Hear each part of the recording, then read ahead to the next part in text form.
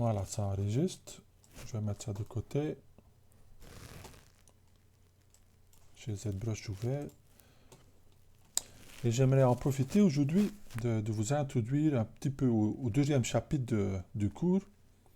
Et quelque chose qu'on a déjà touché dessus le premier cours, quand je vous ai introduit l'idée de accompagner les principes qu'on voit en cours ensemble, où il y a une dizaine de principes qu'on va introduire et faire un exercice dessus de 1 ou 2 semaines. Ben ici, on va se concentrer sur la deuxième partie du cours où vous allez intégrer ce qu'on a vu en classe et appliquer ces principes sur un projet personnel et sur un exercice plus long terme. Alors, j'ai préparé ce cours-là avec quelques notes qui vont nous guider. Et ces notes-ci, on ne va pas rentrer là-dedans en détail, c'est juste une guide qui va nous accompagner pour élaborer ce projet-ci. Et que je vais copier et mettre en ligne comme référence dans le futur. Alors, comme vous voyez, on va démarrer avec la source. Alors, la source, c'est quoi? Ben voilà, c'est l'idée principale, c'est la chose qui vous donne envie de démarrer un projet et de créer quelque chose. Et ça peut être quelque chose qu'on s'est imaginé, qu'on a rêvé peut-être, ou peut-être c'est quelque chose qui est basé sur quelque chose qu'on a vu dans le monde réel, ou le travail de quelqu'un d'autre, et qui vous donne cette envie de faire quelque chose basé là-dessus, et d'y mettre plus de temps qu'1 ou 2 semaines, où vous dites, bon voilà, j'ai envie de faire ça, mais je n'y arriverai pas en 1 ou 2 semaines. Alors c'est ce qu'on va démarrer ici. Alors pour moi, le projet que je vais faire, c'est basé sur une image que j'ai trouvée en ligne. Et je vous le montre ici. Et c'est un dessin 2D, ou une peinture 2D plutôt. Et c'est important parce que je veux quand même qu'on laisse une certaine liberté d'interpréter ça en 3D. Parce que l'image finale 3D va dévier d'une façon ou l'autre de l'approche 2D. Alors moi je vais essayer de m'inspirer là-dessus et d'en faire quelque chose à ma propre sauce. Alors vous ne devez pas suivre la même démarche que moi. C'est tout à fait permis de faire ça sur ses propres idées, sur des croquis qu'on a fait et qu'on a dessiné et qui sortent de votre propre imagination. C'est quelque chose que je fais souvent aussi, mais qui sort un petit peu du sujet du cours, qui est plus appliqué sur le concept d'un personnage directement en 3D. Alors, le 2D, on ne va pas complètement ignorer ça, c'est un outil merveilleux et on peut même faire un exercice là-dessus, mais ici, je veux surtout avancer et de vous donner déjà une idée assez claire vers où on va. Parce que si je suis cette démarche où je vais faire des croquis et des dessins qui vont être l'étape préliminaire, pas seulement ça va prendre plus de temps, mais ça va être plus difficile à suivre et à s'engager dedans du premier coup. Alors c'est pour ça que j'ai pris une image déjà assez finie. Alors c'est une image de Esther Conchechao.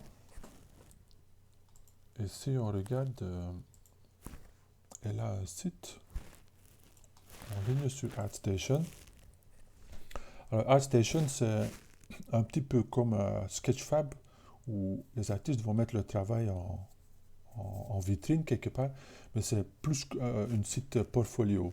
Par exemple, si vous avez fait une quantité de travail que vous aimez bien, ou vous avez fait un florilège ou une sélection que vous voulez présenter au monde extérieur et avoir des retours, ben, c'est un site excellent, accessible à tous, gratuit pour la plupart.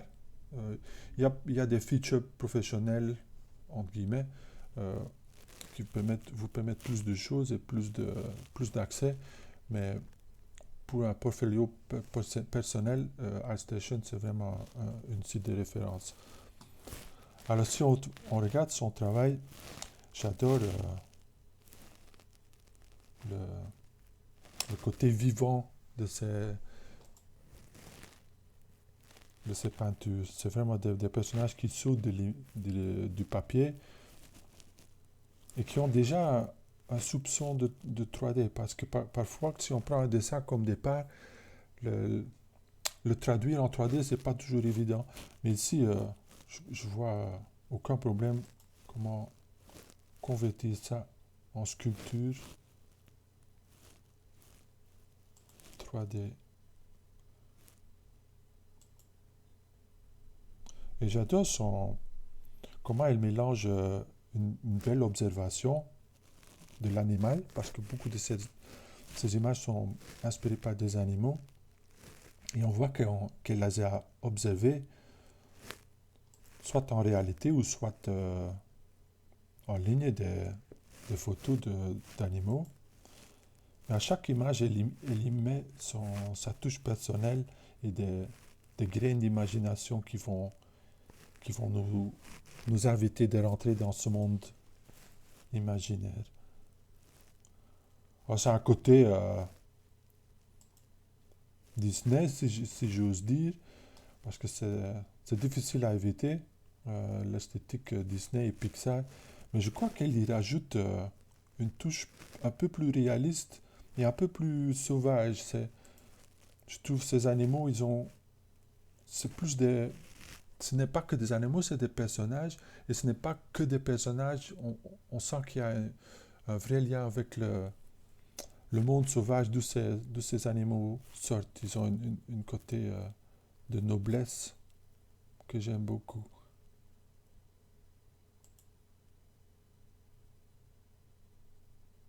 Là, elle mélange plusieurs animaux. Là aussi, belle observation, pas seulement des formes, mais aussi de la lumière.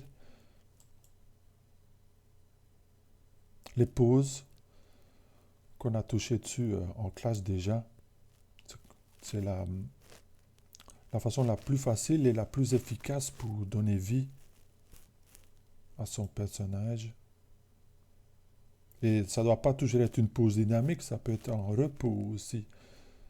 Ce qui illustre cet univers du lion. Ça aussi, j'adore.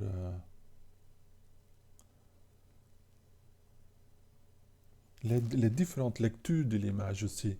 Quelque part, on connaît tous les animaux de cirque et souvent, c'est montré dans un esprit simpliste et cartoon. Mais ici, on sent une sorte de sous-couche de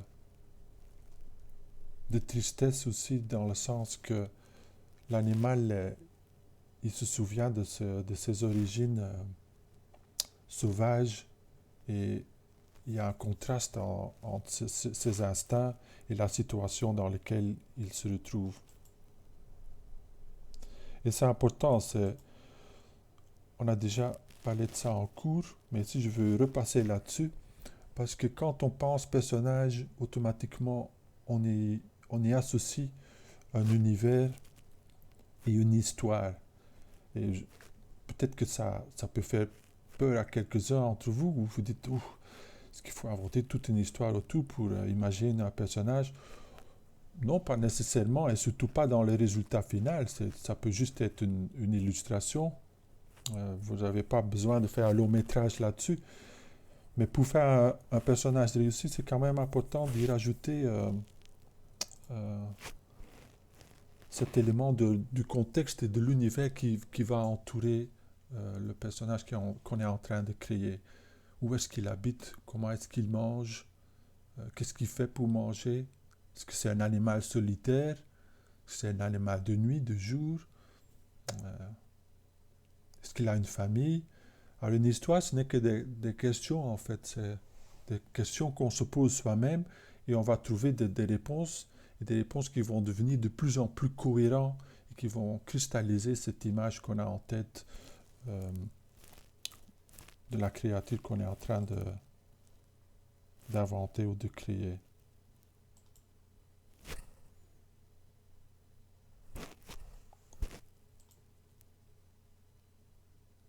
J'adore ces oiseaux aussi, hein. Et on voit que ici, elle a développé un langage dans le sens que elle a identifié les éléments avec lesquels elle va jouer, le forme du bec, l'œil, les plumes aussi, qui vont bien définir et varier la silhouette.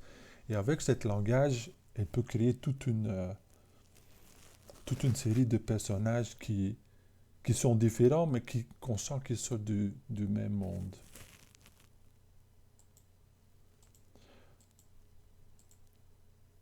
Alors, moi, j'ai choisi cette image.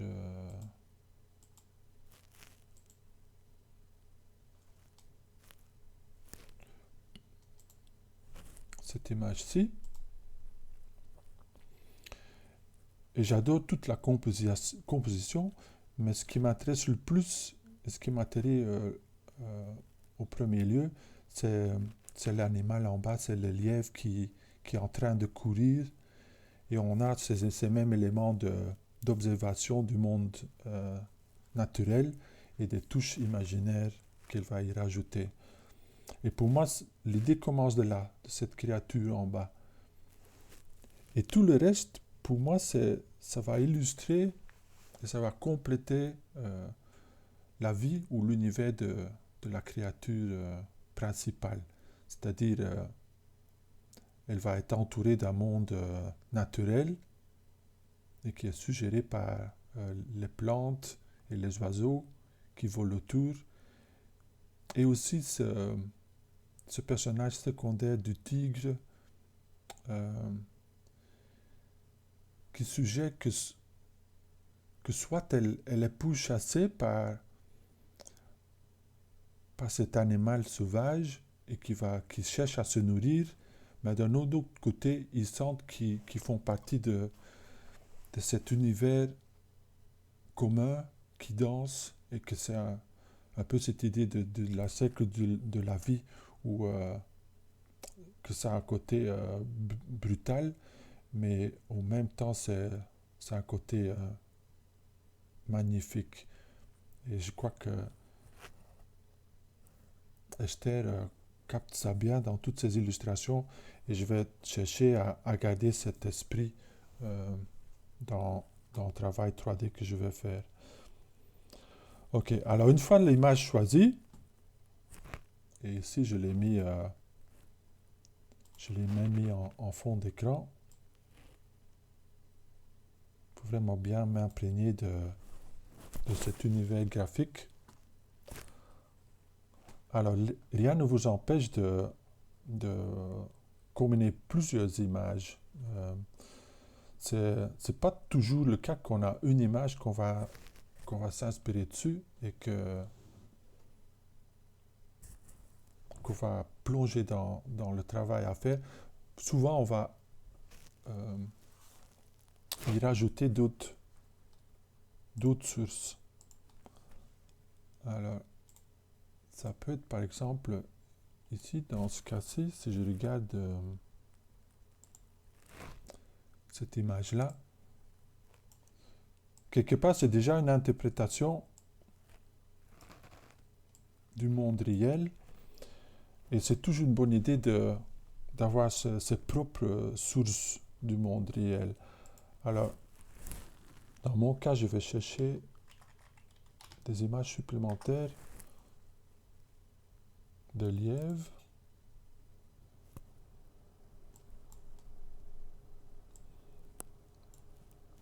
Et qui vont me ressourcer et où je peux aller vraiment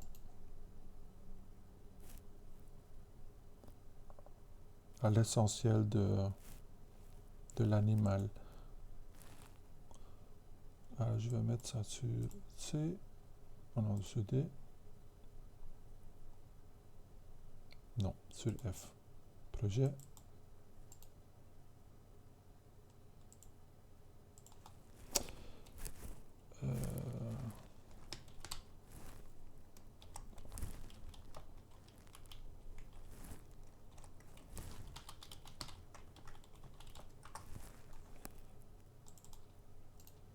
Et on va mettre un peu d'ordre parce que je sais que si je ne fais pas ça du début, ça se fait rarement par après. Hein. Alors ici, je vais créer un dossier référence.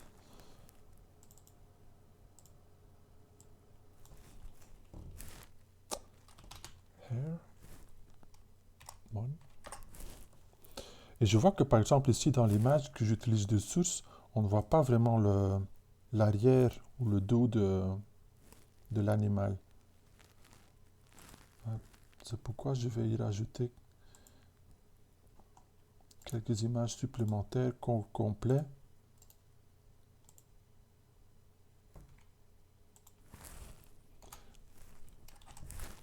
Tail.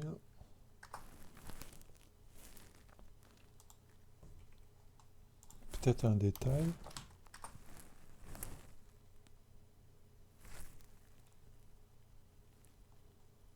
Ah, là c'est tail.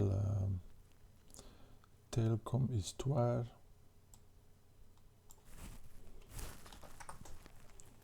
Peut-être si je mets back. Ah, ça c'est une belle image.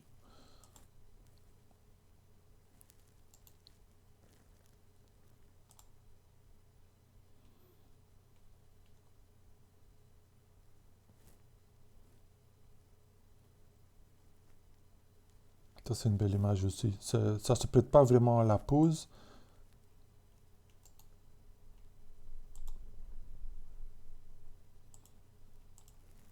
Mais elle capte bien l'essentiel de l'animal. Alors, pour cette raison-là, je vais quand même garder ça.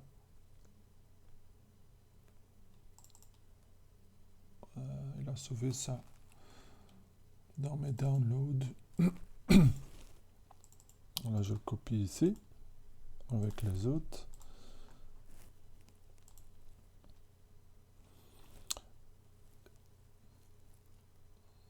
Ça, c'est génial aussi. Mais bon, ça nous rentre plus dans les matériaux. Ça, c'est pour plus tard. J'aime bien le fait que l'animal est complètement étendu. Mais ici, quand on voit l'image dessus, c'est plus une pose en galop. J'aimerais bien trouver ça, une image un petit peu similaire.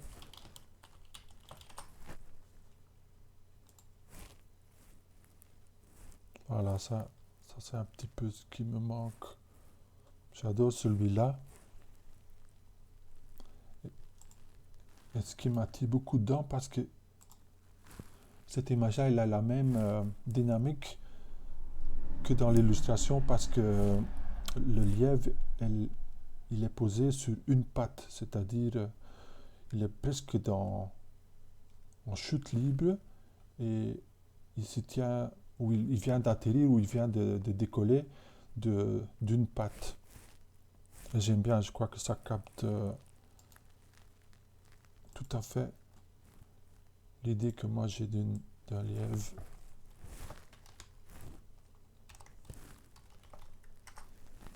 Voilà. Alors je fais cette démarche-ci pour le lièvre. Je pourrais le faire, et je vais le faire aussi pour les autres animaux, mais la démarche est la même. C'est-à-dire, on va chercher des images en ligne, peut-être d'autres images de l'artiste. Par exemple, si on retourne, est-ce qu'il a d'autres images du tigre qui pourraient m'aider? J'aime beaucoup celui-ci, mais c'est un autre tigre, il est trop domestiqué. Je crois que celui-là, il accompagne bien la première illustration. Ah, il l'appelle Spirit Animal. C'est mignon. Je ne sais pas si vous connaissez cette idée d'animal d'esprit, dans le sens que l'idée c'est qu'on a chacun un animal qu'on est né avec et qui nous accompagne et qui nous correspond. Euh, Par exemple, on peut avoir un animal d'esprit dauphin ou aigle ou souris, et quelque part, l'animal va capter l'essentiel de nous-mêmes aussi. Bon, voilà, on s'aventure sur un piste qui semble un peu une piste perdue, mais dans ce cas-ci, ce n'est pas le cas. Je ne sais pas si vous connaissez le livre Croisée des mondes.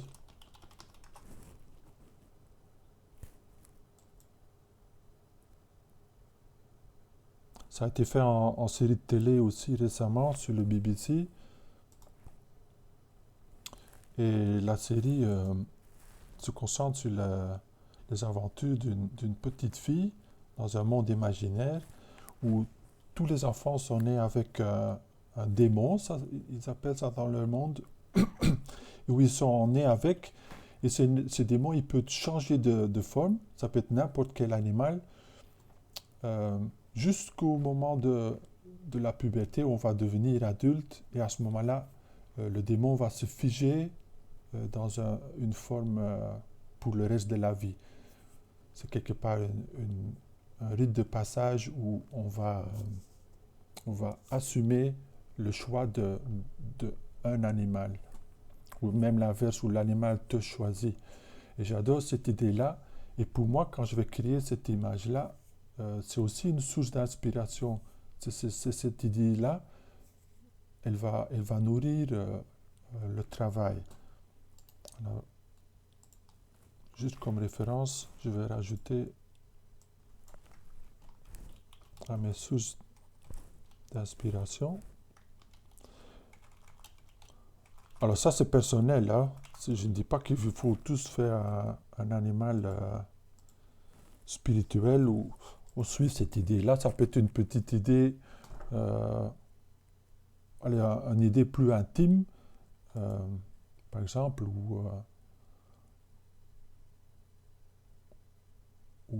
par exemple les souris qui sont censées venir chercher les dents de lait quand on est enfant.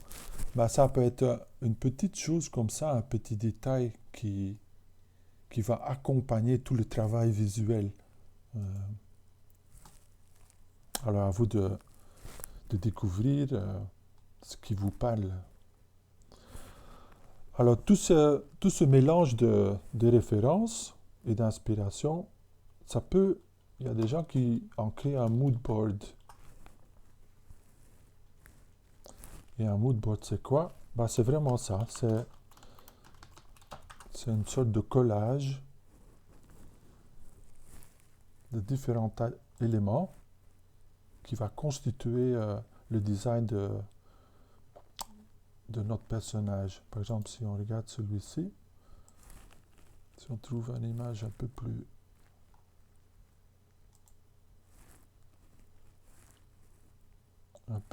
détaillée,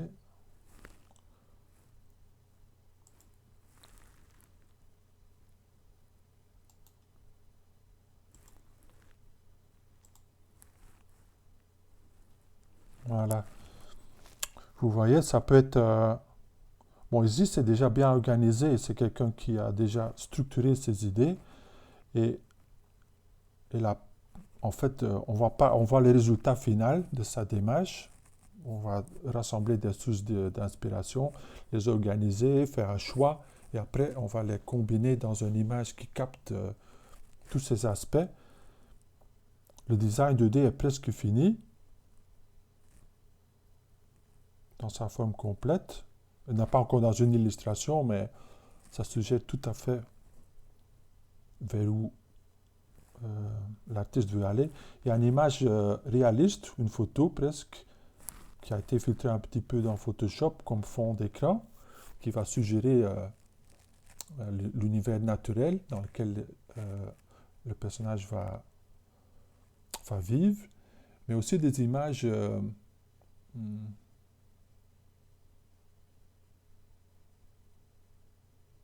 qui vont créer cet univers euh,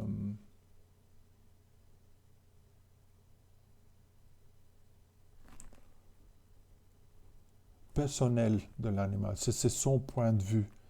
On se met à l'intérieur, on va s'identifier avec la créature et voir ce que la créature voit. Alors dans ce cas-ci, ça va suggérer, c'est des images qui vont suggérer des associations. Par exemple, les cristaux qui vont être associés par la couleur. Par exemple, ici dans les cônes et dans les pattes, il y a ce jeu de couleurs de cristaux qui vont être introduits. L'idée des étoiles, peut-être que c'est un animal qui sort plutôt la nuit, sauf si elle est menacée.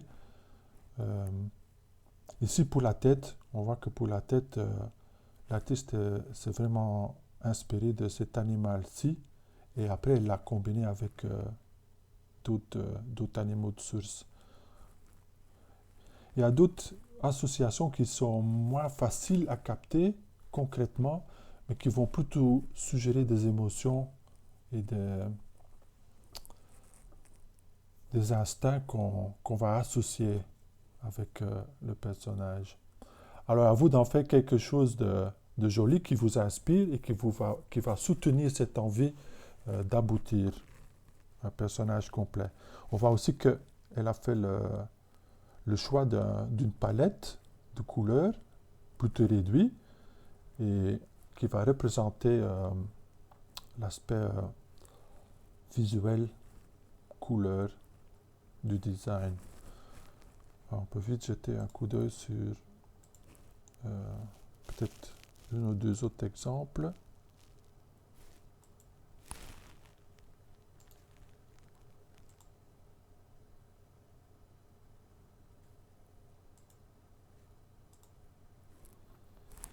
Voilà, ça peut être des photos, ça peut être des croquis, ça peut être des peintures.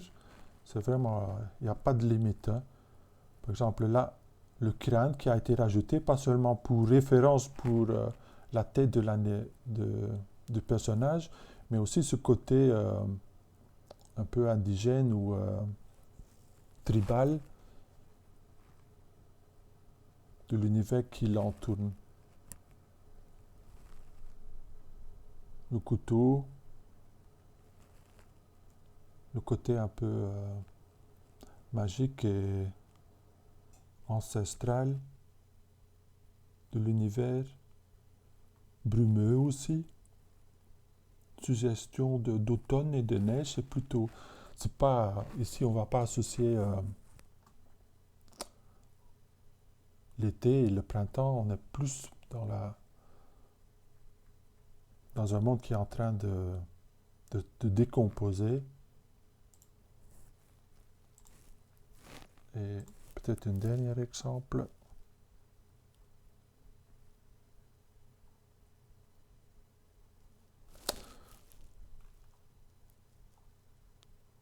Ça se fait aussi en 3D, hein, mais j'essaie de garder ici. Peut-être retourner un an en arrière.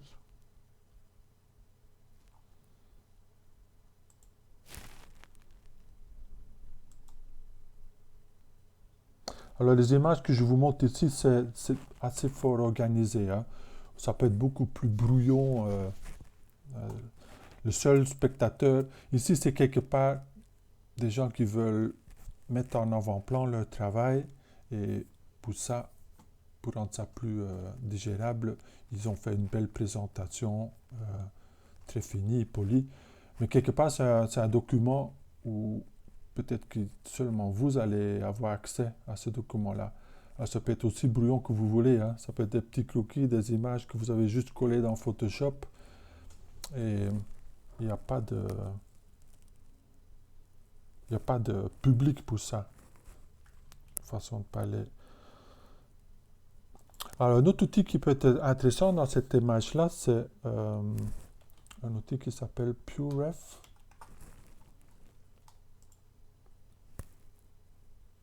c'est complètement gratuit. Je l'ai déjà installé, alors je ne vais pas faire la démarche pour l'installer, pour gagner du temps, mais aussi parce que c'est tout simple. Alors, PureRef, ça marche comment? Le voilà, déjà installé. Et ça se présente comme un écran que je glisse ici avec souris droite. Alors, on peut tout faire avec des raccourcis, hein, c'est super pratique. Et la plupart, c'est des raccourcis souris. Alors, deuxième étape, c'est on va aller voir ces images.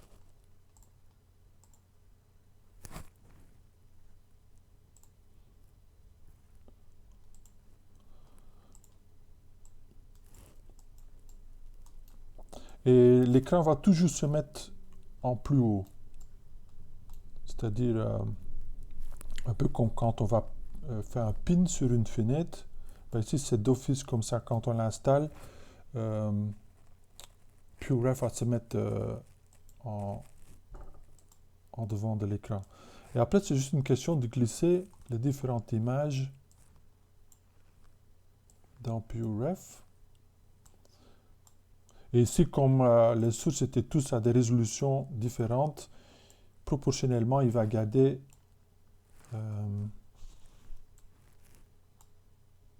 les tailles des images. Mais on peut cliquer droite où on a accès à plein d'autres opérations. Et ici, ce que je cherche, c'est de normaliser toutes les images. Voilà. Normaliser le size. Mais il faut que je les sélectionne tous. CTRL A. Et là, vous allez voir qu'il a fait des images à peu près de la même taille. C'est un petit peu ce que je veux ici. Et ici, je bouge avec l'écran, avec le souris gauche. Je peux bouger à l'intérieur du cadre avec le bouton milieu. Scroller avec le souris pour aller plus près. Alors, qu'avec le souris, on peut complètement naviguer dans ce moodboard quelque part d'image. Alors, je crois que ici, je vais quand même mettre mon image principale au milieu parce qu'elle est quand même importante. Alors, quelque part, j'ai en tête, il faut que j'avance, il ne faut pas que les vidéos deviennent trop longues. Quelque part, on va voir au fur et à mesure combien de temps que ça va prendre. On va pas faire des vidéos super longues, mais je veux non plus avoir l'idée que je suis sous pression de temps. Et c'est un petit peu aussi le but de l'exercice. Les exercices en classe, on a chaque fois 1 ou 2 semaines pour le finir. Il y a une sorte de pression de temps.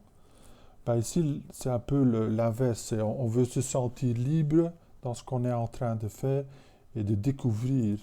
Alors, les vidéos, je vais les approcher de la même façon. Et je les structuré un petit peu. Je sais vers où on va. Est-ce que je veux mettre en avant-plan? Mais de même côté, je ne connais pas du tout la démarche exacte pour créer cette créature et je ne connais pas non plus combien de temps que ça va me prendre. On verra bien. Je fais confiance à ça. J'ai envie de le faire et pour le reste, on verra bien. Alors, l'image de source, où est-ce que j'avais encore mis ça? Je sais qu'il est... On a jonglé pas mal de fenêtres. Alors, souris droit pour bouger l'écran. Allez, PureRef. Mon image, il est ici. Je le rajoute. Je le mets au milieu parce que c'est ma référence principale. Voilà, je me sens déjà un petit peu dans cet univers. Je crois que la seule chose qui manque, c'est un petit peu... Pour moi, ce qui m'attire beaucoup aussi, c'est les plumes.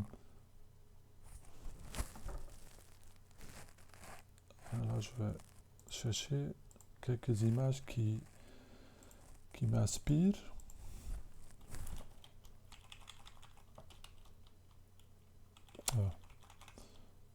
Feathers. Exotique, peut-être.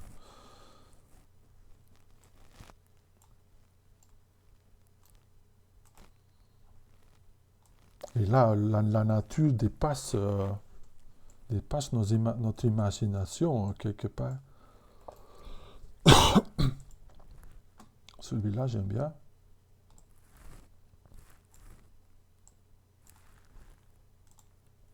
Et la variation aussi, j'adore. Et ici, j'associe ça, quelque part, ça suggère le forêt amazonien.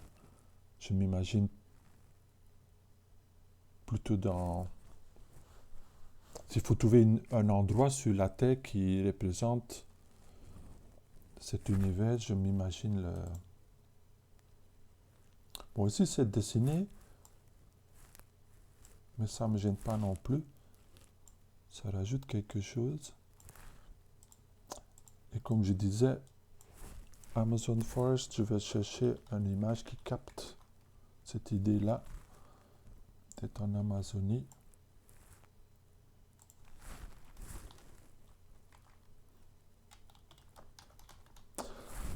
Alors je vais, pour sauver un petit peu, pour avoir un écran moins mosaïque, disons, je vais faire certains trucs sur mon autre écran pour qu'ici qu'on reste un peu plus clair. Et je vais vous le montrer quand je suis en train de copier un élément, le forêt.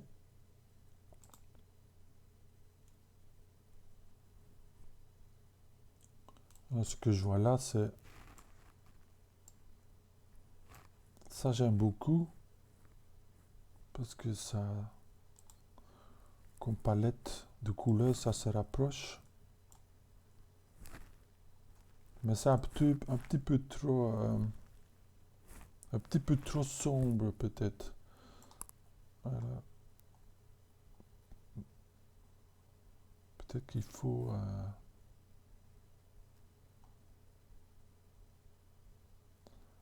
une image plus colorée.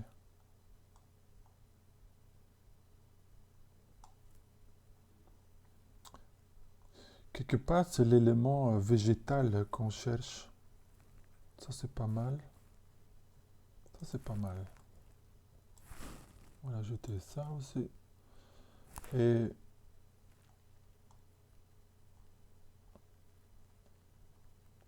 comme je disais, par exemple, là, j'hésite avec cette image-là, mais quelque part, c'est pour un autre projet. Alors, on peut être sur des références et parfois, on est détourné de l'idée principale. C'est une super belle image, mais ça me donne envie de sculpter ou de créer un toucan plutôt que cette image principale. Alors, il faut rester quand même, on est libre, mais on est quand même un peu discipliné par l'idée en soi, dans le sens que n'essayez pas de faire trois choses à la fois. Pour moi, c'est cette image-ci. Alors, je vais essayer de ne pas être détourné par d'autres envies. Je crois que la seule chose qui me manque, c'est un peu les fleurs, hein. C'est probablement ce que je cherche dans ces images de nature. Alors, si je mets... Voilà ça. Les fleurs de forêt. Mais quand même, dans l'Amazonie. Ouais. Incroyable, hein.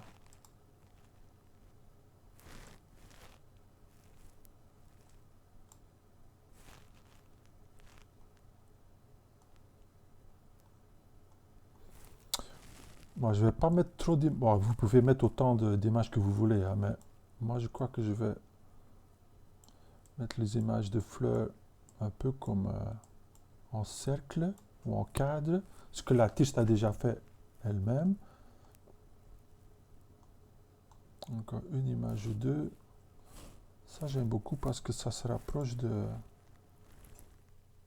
l'esthétique qui est déjà mise en place. Alors, on peut aussi changer la taille. Contrôle pour tourner. Faut juste essayer, hein. Alt. Je vais essayer Alt. Non. Image.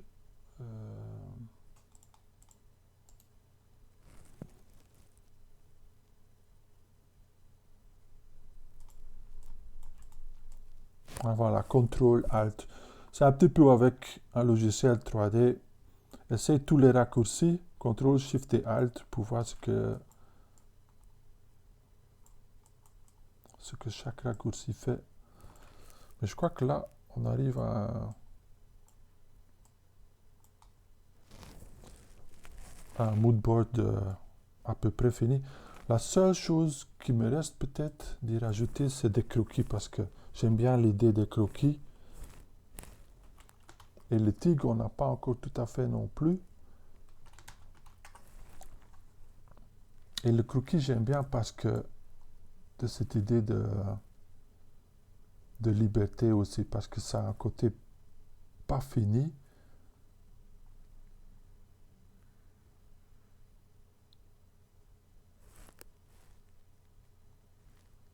Et ici, je ne veux pas une référence réaliste non plus, parce que sinon, pour ça, je peux avoir des images, ou des photos plutôt. J'aime bien ça. Juste cette idée-là d'avoir une pose moitié humain, moitié animal. Et bon, j'avais dit que c'était le dernier, mais je vais quand même y rajouter encore un. Et c'est plutôt pour le motif. Par exemple, quelque chose qui est très important pour le jaguar. C'est plutôt un jaguar qu'un tigre, c'est ce motif. Et pour ça, j'aimerais bien que ça soit dans mon mood board.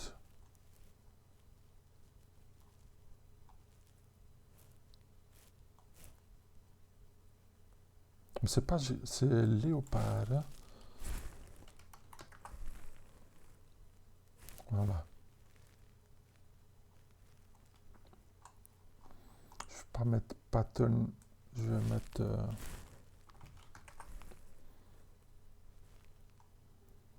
c'est trop 2D déjà. Quoique ça c'est pas mal. Ça, je crois que ça vient d'une photo. Ou peut-être un faux furieux, on ne sait pas. Hein. Je vais quand même le rajouter. CTRL-ALT, c'est bien ça? Ouais.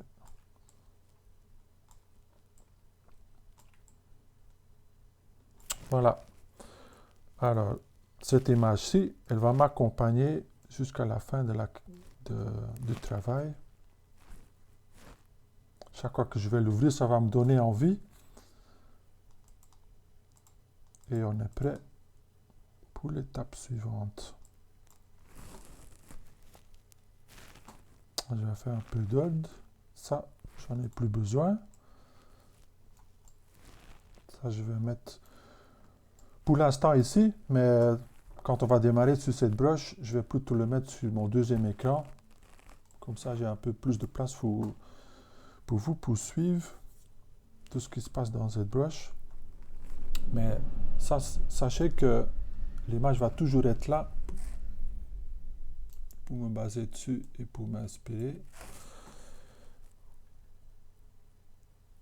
Et on va commencer la deuxième partie.